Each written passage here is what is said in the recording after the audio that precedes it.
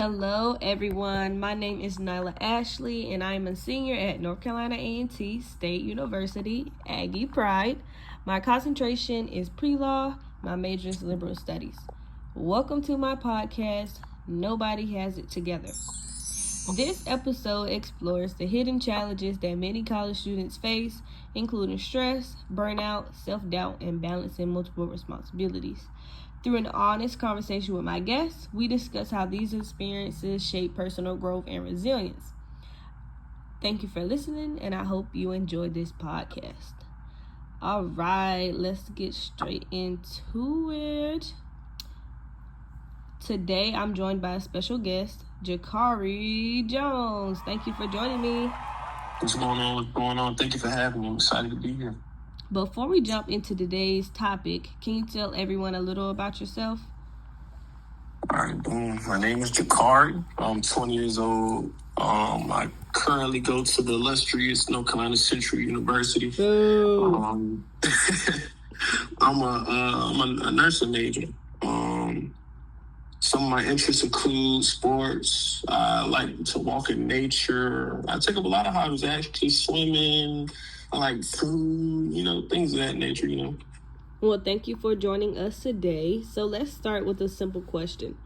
Growing up, what did you think adulthood or college would look like? I thought college would look like the movies. I thought adulthood would look like the movies, quite honestly.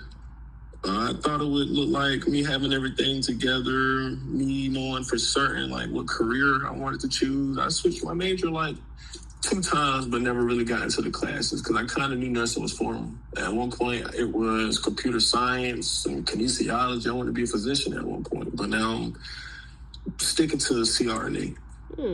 I think a lot of people can relate to that. Did reality end up looking different than what you expected? Definitely. I thought, as you get older, for sure, things change, situations change, but it's all, about adapting. I learned that life doesn't always go according to plan. There are unexpected challenges, changes, and situations that force you to adapt. I completely agree. I think social media also contributes to that pressure because people often only post their successes. They only post their promotions, vacations, graduations, and accomplishments. But we don't always see the difficult moments behind the scenes. Do you think social media creates unrealistic expectations? Yeah, I do. You're constantly seeing people's best moments. It can make you feel like you're falling behind even when you're doing okay. Social media is just their highlight reel. You never know what someone's going through behind that screen, behind that story, behind that post.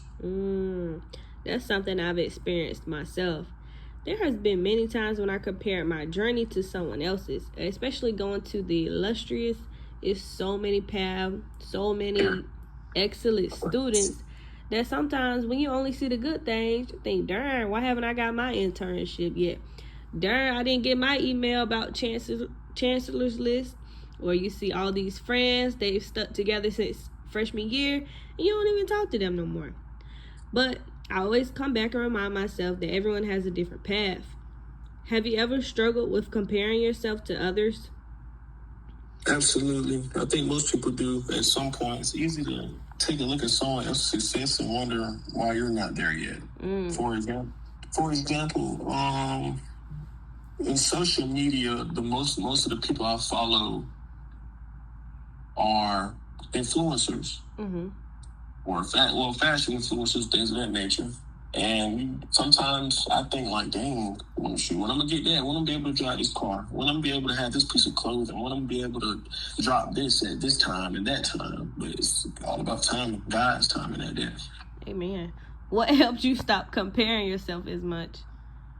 I started focusing more on my own goals and progress. Once I stopped measuring my success against other people, I felt a lot less pressure. And comparison is just a thief of joy, for sure. And you kind of got to have the courage to look within and notice these things. That's great advice. Another thing I wanted to talk about today is burnout. As college students and young adults, many of us are balancing multiple responsibilities at once. For me, I've had to balance classes, work, volunteering, coaching. It's just too much. And sometimes it gets overwhelming. Have you ever experienced burnout? Yes, there were times when I felt mentally exhausted because I was trying to handle too many things at once. Eventually, I realized I need to slow down and prioritize my mental health. Balancing school, again, a brand, I don't know, I just seem to add new projects to my life every other week just to stay on my toes, but that resulted in burnout. I think that's a lesson many people learn the hard way, including myself. We often feel like we have to say yes to every opportunity, but sometimes protecting our peace is just important as being productive. What are some signs that tells you're usually becoming overwhelmed? Usually I become more stressed, tired, less motivated. I also notice that I stop enjoying things that I normally like doing. That makes sense. I think recognizing those signs is important because it allows us to make changes before we completely burn out. I usually have the same signs. Only thing different is sometimes I become nonverbal. I don't want to talk to nobody I don't have to. Let's talk about self-doubt. Have there been times when you question yourself or felt unsure about your future? Definitely. And I bet a lot of people in this world have. I've had moments where I question my decisions and wonder whether I was on the right path. For example, failing my T's by 1%. And when I get overwhelmed or when things like that happen, it's kind of like I'm focusing on the negative first. When I failed the T's and I looked at my results, I'm like, dang, 1%, bro. But then I also thought about the things I went through beforehand. So it's progress in it as well. But you gotta know, like, there's multiple chances to take the test. You can't give up right there because I feel like I'm destined to do what I'm in school for. Right. Well, that kind of answers my next question. How do you work through those feelings? Of course, I'm gonna dwell and I'm gonna reflect at first. Of course, you have to take time to process your feelings and things of that nature. I might, call my mom or talk to, someone I could trust, and that's one of the main things. Always have somebody you can talk to because you're never alone. I love that. And I just, after talking to them, I kind of go back and reassure myself that it's not the end of the world. Rejection is just redirection. That's great. That's actually one of the biggest reasons I wanted to create this podcast. I think so many people believe they're the only ones struggling, when in reality, everyone faces challenges. What is one important lesson you've learned during this stage of your life? Leave the past in the past, because thinking about the past can affect your present and your future. Meaning, if you think about your past, you remain stagnant in the present. And when you remain stagnant in your present, you have no future. That is powerful. I've actually never heard that. That's really insightful. Myself, in this season, I've learned that success isn't about being perfect. It's about continuing to grow, learn, and improve. If you could give one piece of advice to someone who feels like they don't have everything figured out, what would it be? My advice would be, it's your first time living. We're not going to have everything figured out. Right. Don't give yourself grace. A lot of people come a long way, especially when they feel like they fail. But within that, you don't fail until you give up. That's the only way you truly fail. For example, Adrian Broner. He's a champ, but he lost everything. But now he found a new avenue. He didn't fail. Yeah, people want him to go back to what he used to do, which is boxing, of course. But he didn't fail. He's still, making the money and, reaching others, having fun. He created a community. For people that don't know who that is, could you give a little bit about their story?